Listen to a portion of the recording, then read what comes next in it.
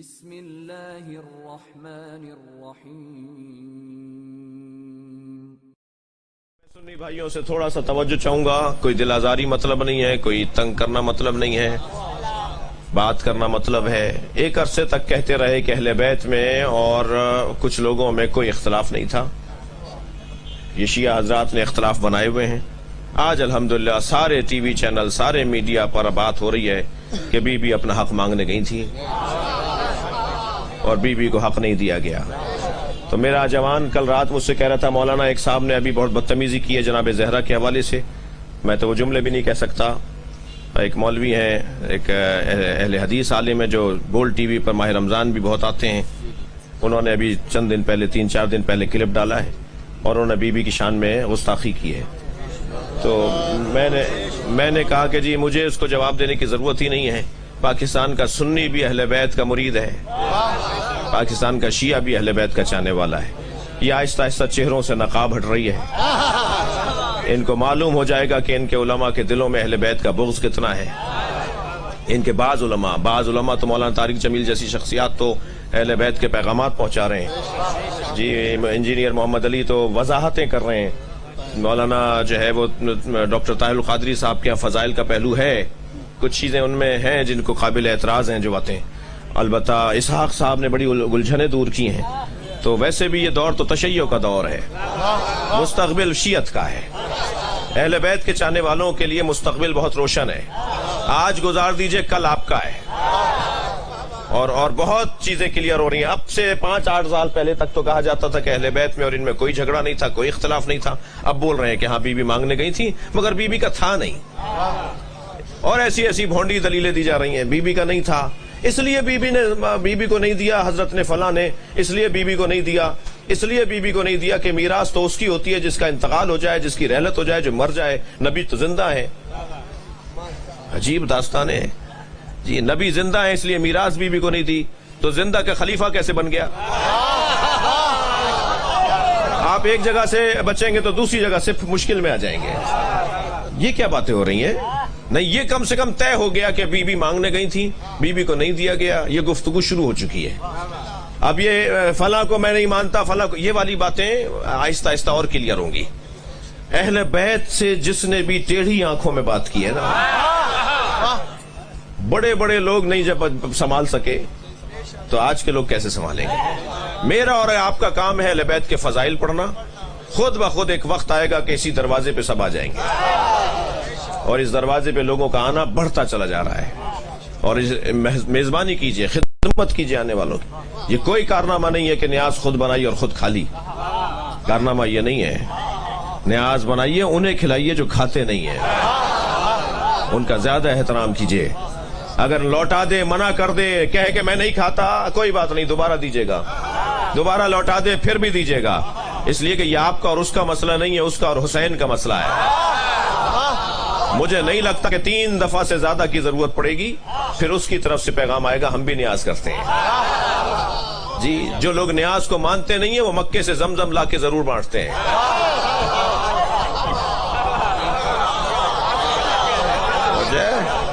اتنی سی ٹیبلٹ میرے سر کا درد دور کر دیتی ہے، حسین کی نیاز اثر نہیں کرے گی؟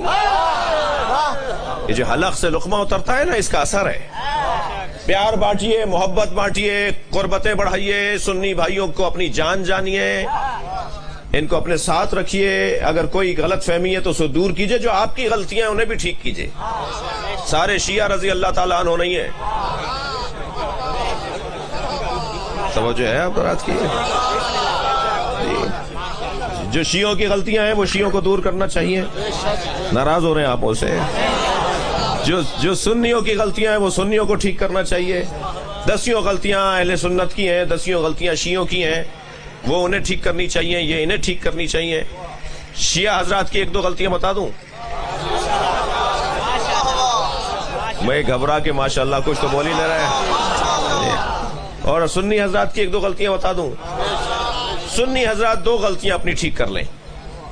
ایک غلطی تو یہ ٹھیک کر لیں کہ سارے صحابہ کو عادل بولنا چھوڑ دیں، ورنہ روزانہ پشیمانی کے علاوہ کچھ اور نہیں ملے گا۔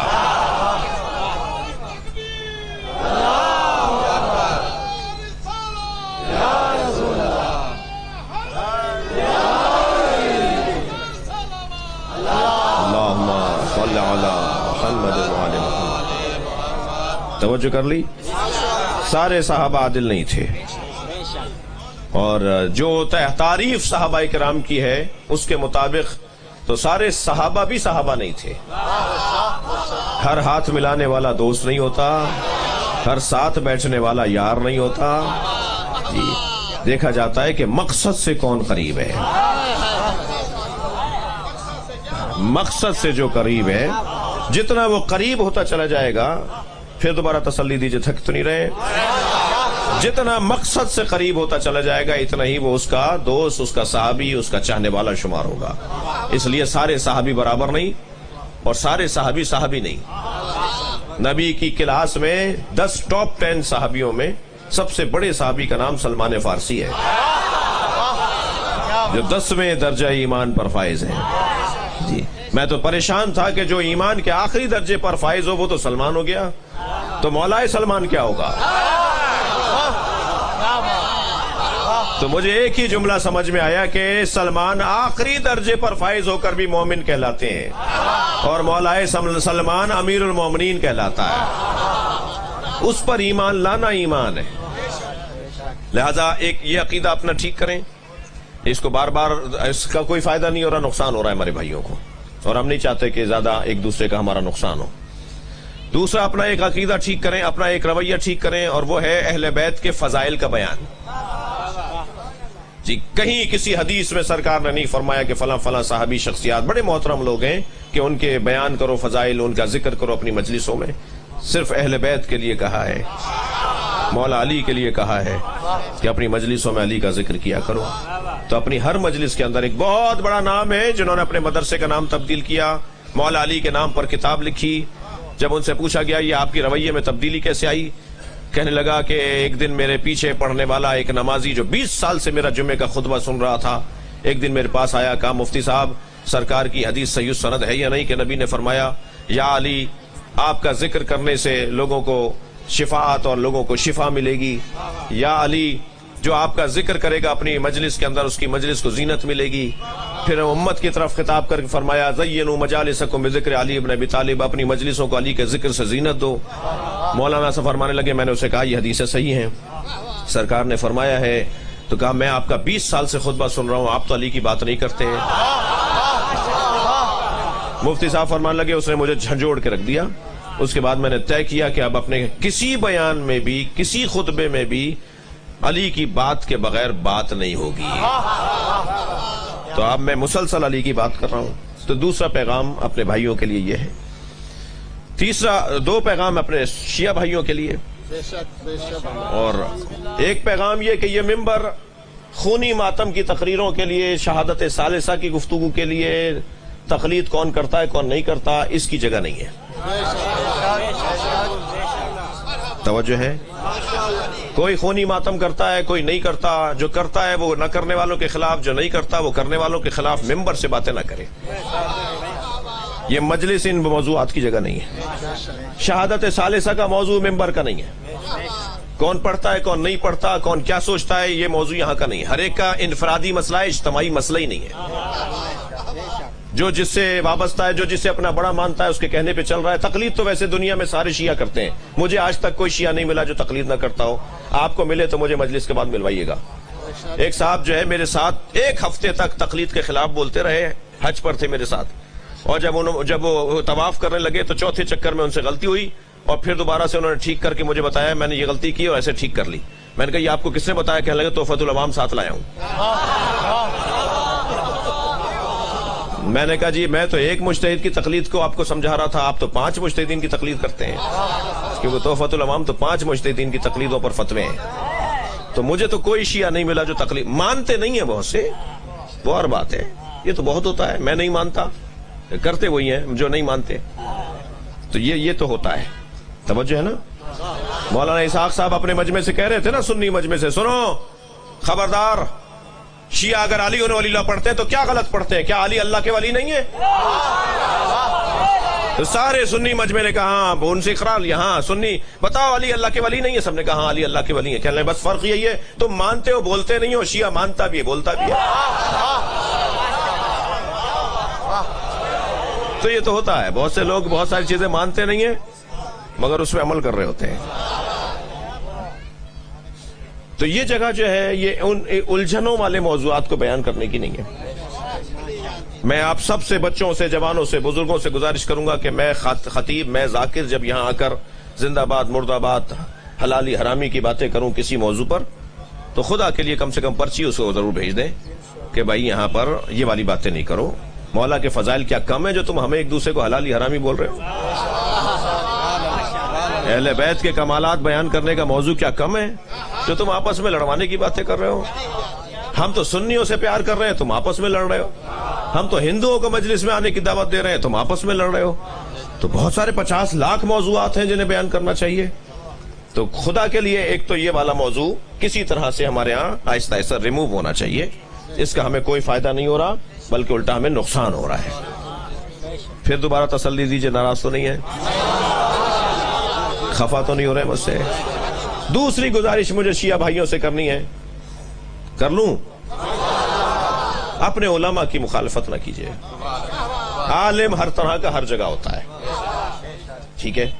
آپ جب ایک اچھے ڈاکٹر کو، ایک برے ڈاکٹر کو چھوڑ کر اچھے ڈاکٹر کی طرف چلے جاتے ہیں اور وہاں جا کے اس ڈاکٹر کی برائی نہیں کرتے، آپ کہتے ہیں ٹھیک ہے وہ ہمیں سمجھ میں نہیں آ رہا، ہم دوسرے کے پاس جا رہے ہیں. آپ ایک انجینئر کو چھوڑ کے دوسرے سے مشورہ کرتے ہیں، اگرچہ پہلے والے انجینئر نے آپ کے ساتھ کوئی دھوکہ بھی کیا ہوتا ہے، پھر بھی آپ جاتے تو انجینئر کے پاس ہی ہے نا. آپ کو اگر قانون کا مسئلہ حل کروانا ہو اور کسی وکیل نے آپ کے ساتھ زیادتی کی ہو تو بھی آپ قانون دان وکیل کے پاس ہی جاتے ہیں نا. کبھی ایسا نہیں ہوا کہ قانون کا مسئلہ حل کرنے کے لیے کسی وکیل نے زیادتی کی ہو تو آپ نے کہا اب میں مکینک سے جو ہے نا اپنا کیس لڑوں گا. ڈاکٹر نے، فلاں ڈاکٹر نے زیادتی کی ہے تو اب میں ڈاکٹر سے علاج نہیں کرواؤں گا، اب میں وہ ٹھیلا جو لگائے ہوئے ککڑی بیچنے والا ہے اس سے علاج کرواؤں گا. جائیں گے تو پھر بھی عالم کے پاس نا، جائیں گے پھر بھی وکیل کے پاس، جائیں گے پھر بھی انجینئر کے پاس. تو جس کو چھوڑ کر آپ جا رہے ہیں اس کو کیوں یاد کیے بیٹھے ہیں؟ جو اچھا آدمی ہے اسے یاد کیجئے. معصوم تو صرف 14 ہے نا، معصوم تو صرف 14 ہیں. سب سے غلطیاں ہو سکتی ہیں، سب غلط ہو سکتے ہیں، کوئی ایک صحیح ہوگا 50 غلط ہوں گے. تو ہمیں صحیح کو ذہن میں رکھنا ہوگا. جو قومیں اپنے علماء کی بے احترامی کرتی ہیں وہ ترقی نہیں کرتی ہیں. اور قرآن نے ویسے ہی منع کیا ہے کہ جو جانتا نہیں ہے اس سے بات نہیں کرو. میں تو بریلوی اور دیوبندی علماء کے احترام کا قائل ہوں. اگر آپ کے علاقے کے اندر کوئی بریلوی مفتی عالم دین رہتا ہے اور آپ کو سامنے نظر آ جائے، آگے بڑھ کر اس کا احترام کریں، اسے سلام کریں اور جتا کے کریں کہ میں شیعہ ہوں اور آپ کا احترام کر رہا ہوں. دیوبندی عالم دین کا بھی احترام کریں، اس لیے کہ اگر عالم نہیں ہوگا تو بات کس سے ہوگی؟ قرآن تو منع کر رہا ہے کہ جاہلوں سے بات نہیں کرو. اذا خاطبهم الجاہلون قالوا سلاما. جب ان کے سامنے کوئی جاہل آ کے کھڑا ہوتا ہے وہ سلام کہہ کے گزر جاتے ہیں، بات نہیں کرتے. بات تو عالم سے ہوگی نا. تو خدا کے لیے اپنے علماء جو غلط ہیں ان سے آنکھیں بند کر لیجئے. سب صحیح نہیں ہے، مجھے پتا ہے، میرے قبیلے کے حالات بہت اچھے نہیں ہیں. آپ سے زیادہ مجھے پتا ہے کہ کہاں مسئلہ، کہاں کمزوری ہے، کہاں پانی مرتا ہے. لیکن اس کا یہ حل نہیں ہے کہ پھر ہم انہیں چھوڑ کر ہم جو ہے وہ عالم کو چھوڑ کے مکینک سے بات کریں گے تو شرعی مسئلہ بتا دے. انجینئر سے پوچھیں گے تم شرعی مسئلہ بتا دو. قرآن اور حدیث کا جو عالم ہے، اور مجھے نقن صاحب کی تو بڑی حسین مثال یاد آ رہی ہے. وہ فرماتے ہیں بے عمل عالم دین کا بھی احترام کرو. سنیں جملہ، سنیں، بڑا قیمتی جملہ ہے. کہتے ہیں بے عمل عالم دین کا بھی احترام کرو، اس لیے کہ بے عمل عالم دین اس نابینا کی طرح ہے جو اندھیرے رستے پہ لالٹین لیے کھڑا ہے. اسے خود تو نظر آ نہیں رہا مگر تمہیں تو رستہ دکھا رہا ہے، تمہیں تو شرعی مسئلہ بتا رہا ہے، تمہیں تو قرآن کی حدیث اور قرآن کی تفسیر اور حدیث کی تشریح کر رہا ہے.